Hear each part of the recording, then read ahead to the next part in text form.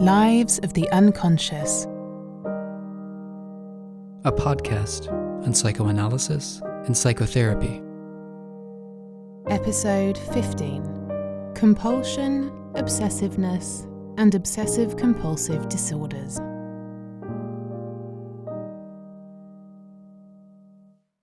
Like all mental phenomena, the field of obsessive-compulsive disorders is extraordinarily diverse. Compulsive tendencies extend far into everyday life and need not necessarily be pathological. Everyone has their rituals that they insist upon observing more or less fastidiously, and, if interrupted, would react to sensitively. From adhering to a particular routine, say, before an important exam or a date, to athletes who cross themselves, put on their lucky socks, or perform some other ritual before competing. In some cases, forms of compulsion seem to be a steadfast way to cope with life. For example, the tendency to meticulously keep track of one's expenses, to save money, to rigidly venerate structure, order, cleanliness, and so on. Of course, this need not always take the form of a love of orderliness, and the military-like organization of one's housekeeping, a kind of compulsiveness that has sometimes been used as a stereotype to describe the character of a particular nation, yes, as typically German. Among the so-called obsessive-compulsive disorders, there is a set of symptoms that those afflicted must follow by virtue of some inner compulsion, even when they do not want to, and which massively interferes with their ability to enjoy and cope with life, whereby there is no sharp distinction between normal and pathological compulsiveness. This can take the form of intrusive thoughts, unfounded fears, such as having run someone over in traffic, even though it most certainly did not happen, or compulsively deliberating over certain issues without being able to come to any clear conclusions or solutions. Compulsions can also take the form of certain actions or rituals. For instance, the compulsion to wash or to count, the compulsion to touch or to be in control, such as always touching the doorknob exactly 3 times, or checking the oven 4 times before leaving the house. Or it can involve certain inner mental impulses, often of an aggressive nature, like harming someone you in fact love, your partner, your child, or harming yourself, falling off of a cliff or something similar. Impulses that can be extraordinarily frightening because it feels as if the action must be carried out immediately, even if, in reality, this almost never happens. Compulsive symptoms can occur as their own type of disease. It is not uncommon, however, for them to occur in connection with other mental illnesses, quite often in connection with anxiety symptoms, depression, as well as psychosomatic symptoms and so-called personality disorders. There are a multitude of findings and treatment approaches to obsessive-compulsive disorders, from the most diverse areas of psychotherapy. A psychodynamic approach involves, first of all, trying in the most general sense to understand the meaning of the symptoms, whereby this is a complex and multi-layered matter, which, moreover, the various psychoanalytic schools answer differently. What stands out, to begin with, is that many obsessive-compulsive symptoms share an underlying form of thought, which, in childhood development, has been characterized as magical thinking, and which is characteristic of children from about 2 to 5 years old. Everyone may indeed recall that urge in childhood not to touch certain parts of the asphalt when walking, to skip over certain patterns on the sidewalk, etc. Certain thoughts and actions are linked with incidents even if, rationally speaking, there is no connection, as in counting to 9 3 times and knocking on wood so that nothing bad happens, or thinking a positive thought so as to counter the effects of a negative thought.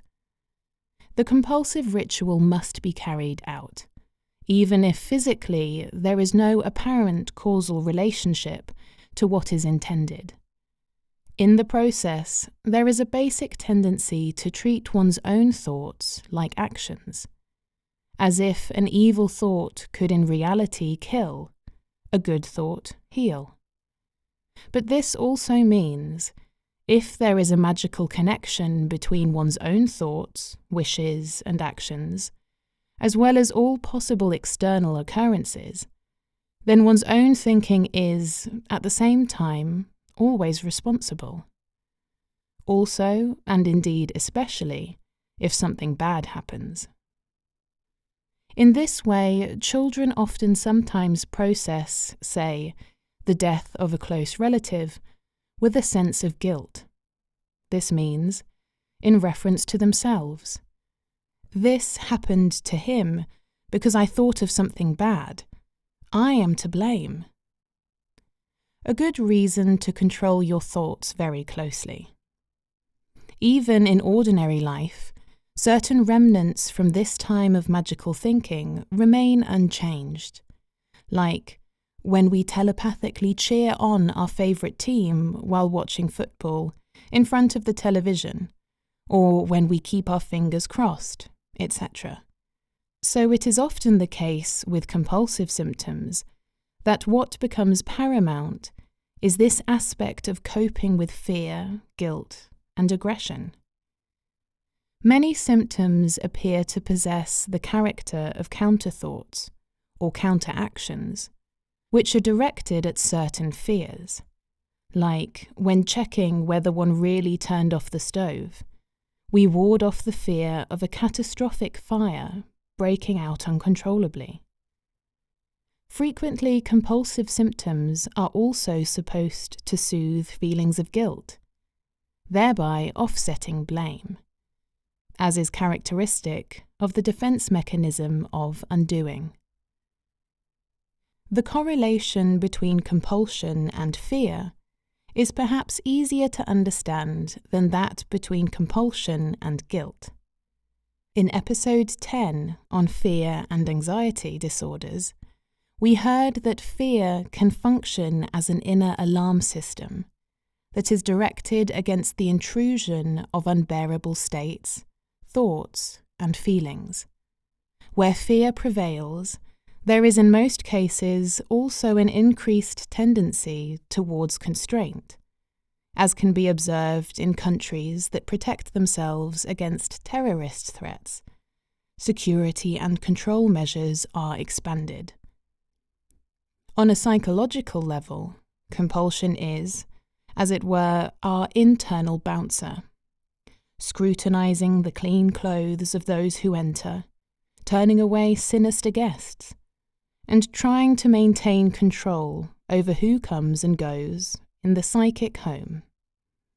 Rituals, and in their pathological form also many compulsive symptoms, have a fear-assuaging character, providing a feeling of security and control, just like the bouncer. The more rigid the restrictive measures, oftentimes the greater the fear behind them, and the more fragile the feeling of control actually is. Some psychoanalytical conceptions of compulsion, especially those in the tradition of Sigmund Freud, have moreover pointed to the psychosexual character of at least certain forms of compulsive symptoms. In connection with compulsive phenomena, Freud also spoke of the so-called anal character. This choice of words comes across to us a bit strange, for the terminology of psychosexual theories is often enough not especially keen on affording an impartial understanding, despite referring to essential aspects of human development. What is meant is a phase in psychological development when a sense of cleanliness is acquired, including, among other things, toilet training. So, when children learn to control their own excretions, children are by no means averse to excretion by birth, but rather find it highly interesting. According to this conception, the way in which toilet training takes place has a significant influence on a person's psychological development. However, this is not necessarily only about the actual approach to cleanliness that children acquire at this age, but rather also about the evaluation of what the child produces, in both the figurative as well as literal sense. A very rigid demand for cleanliness is not only perceived by the child as sensible guidance for a virtuous and orderly existence, but rather, above all, as a devaluation of that which they bring forth from within. Is what is in me just yuck, dirt, something bad that has to be gotten rid of immediately? Or may I show what I have inside me to others, to my parents? Can they accept it without turning away in disgust? Thereby, perhaps actual toilet training and learning to control one's excretions is merely representative of the general approach the parents take towards that which is inside the child, thus also their own affects, their physicality, lust, and desire, but also aggression and anger. This phase of psychological development is also associated with significant advances in the development of the child's autonomy, like language acquisition or learning to walk. If the parents are able to accept what the child has come to externalize and allow the child a degree of freedom, then the child will also be able to integrate these parts, be they lust and desire, or aggression, or destructiveness. Even the so-called wild affects can mature in the development of the child and can be transformed into productive parts of the self: creativity, sexuality, and the ability to enjoy. Incidentally, accepting definitely does not mean approving of everything that the child makes or does without complaint. Child rearing always has to do with a delicate balance between freedom, growth, and constraint. If, on the other hand, those essential aspects of the child's inner life that are brought forth and expressed outwardly are harshly rejected, denounced, forbidden, or even pursued into the child's private sphere, as in, "Show me your underpants, yuck, did you make poo-poo again?" then over time the child will conceive of crucial aspects of their inner life as something dirty, evil, all expressions of this inner life as something for which one should feel bad, in other words, guilty. This need not only occur in the form of a strict and disciplinary upbringing. Many ways of devaluing inner processes and affects can also occur in very subtle ways, as we heard about in the episode on the false self. This part of the self, thus, oftentimes remains at an underdeveloped, childishly crude stage. At least certain affects, aggressions, and desires that do not become fully integrated in the growing personality.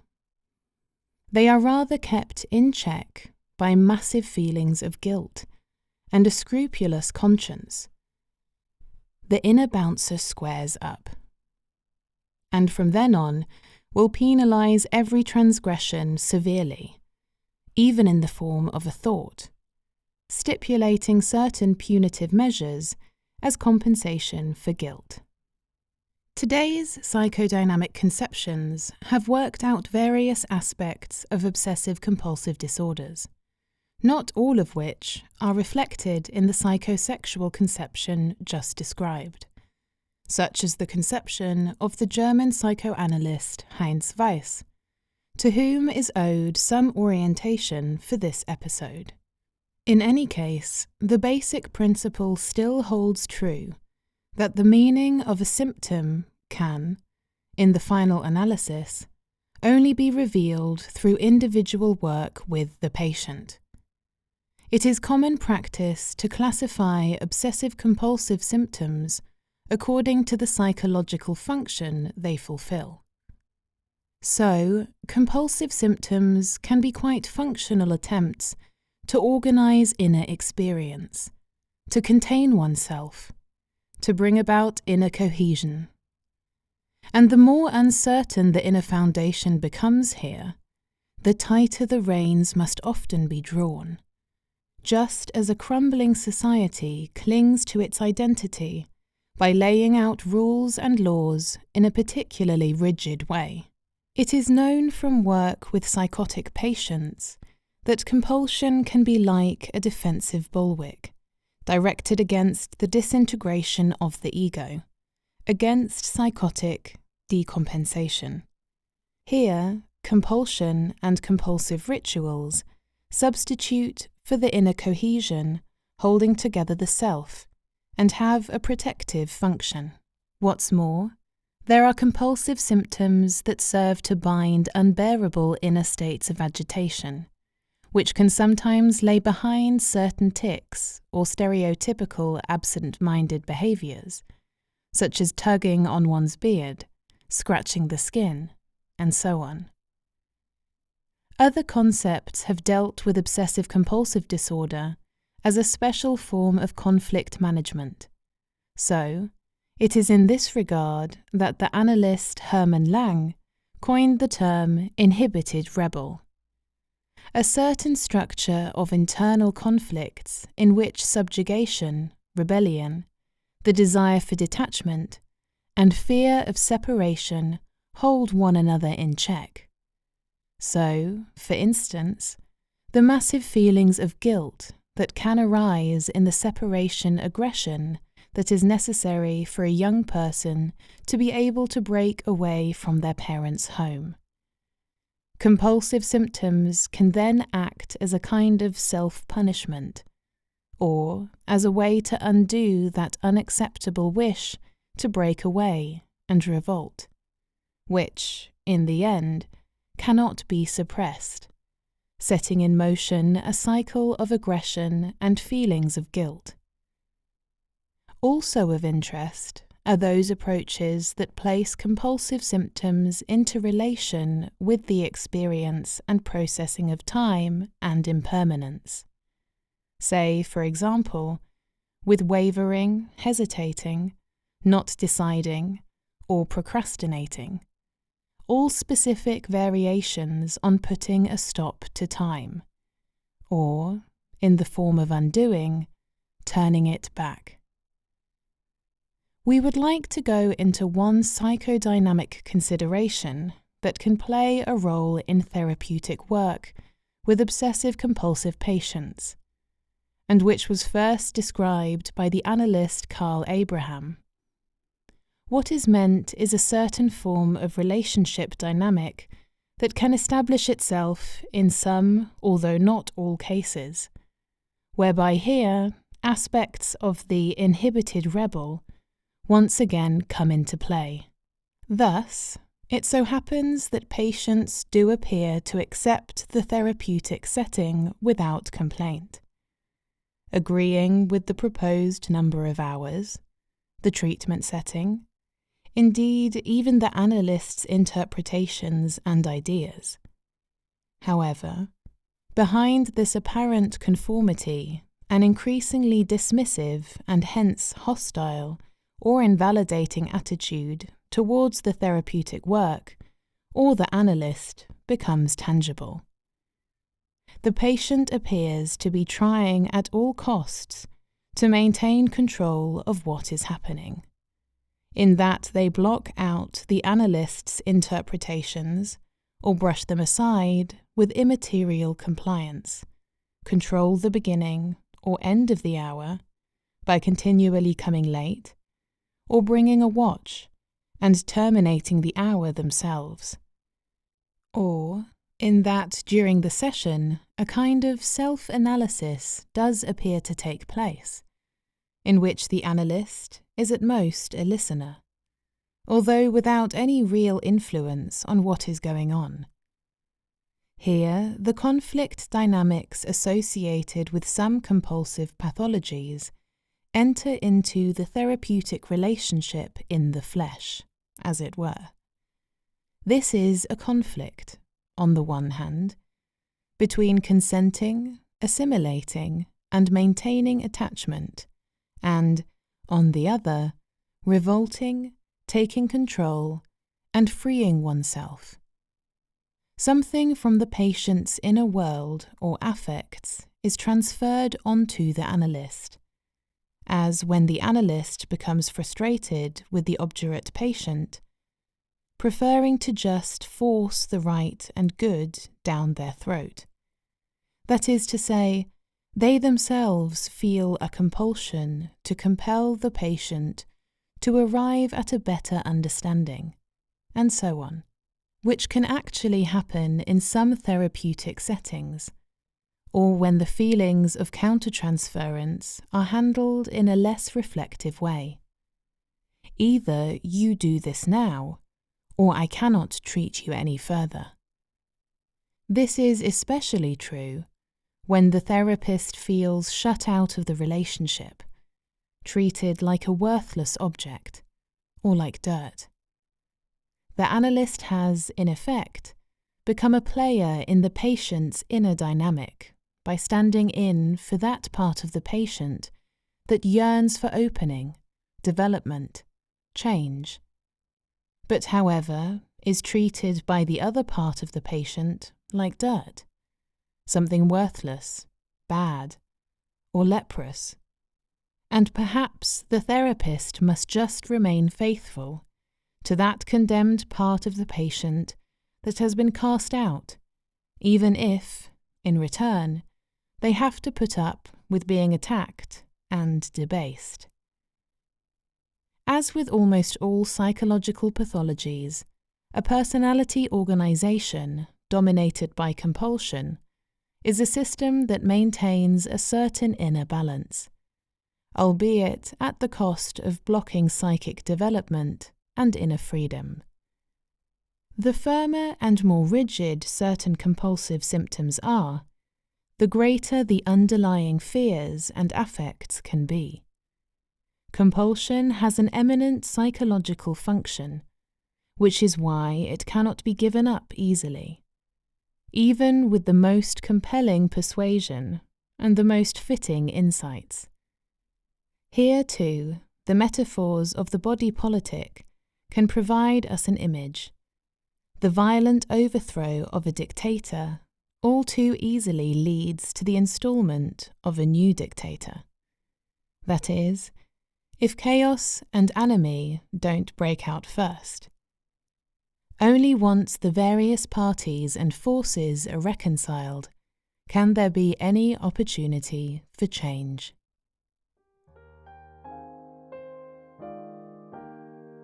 This podcast was written and produced by Cecile Lutz and Jakob Müller. It has been translated by Soliman Lawrence and is read by Rebecca Dyson-Smith.